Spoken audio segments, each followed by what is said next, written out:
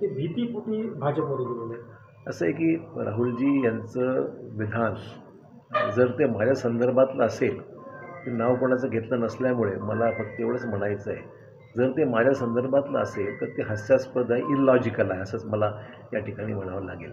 कारण की मी कधीही पहिली गोष्ट म्हणजे मी सोनिया गांधींना भेटलेलो नाही. त्यामुळे मी सोनिया गांधींकडे भेटून माझी काही भावना व्यक्त केल्यासंदर्भातलं जे विधान झालेलं आहे ते चुकीचं आहे, दिशाभूल करणारं आहे आणि त्याच्यामध्ये काही तथ्य नाही आहे, पहिली गोष्ट. दुसरी गोष्ट अशी आहे की मी शेवटच्या क्षणापर्यंत काँग्रेस पक्षाच्या मुख्यालयामध्ये पक्षाचं काम करत राहिलेलो आहे. त्यामुळे मी पक्ष सोडेपर्यंत माझ्या पक्ष सोडण्याची माहिती कोणालाही नव्हती, हे त्यातलं वास्तव आहे.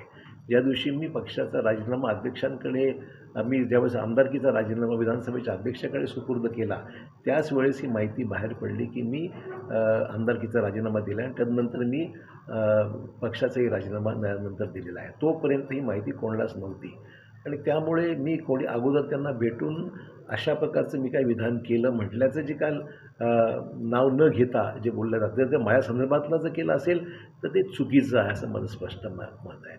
त्यामुळे ते हास्यास्पद आहे, इलॉजिकल आहे. सर शेवटचा प्रश्न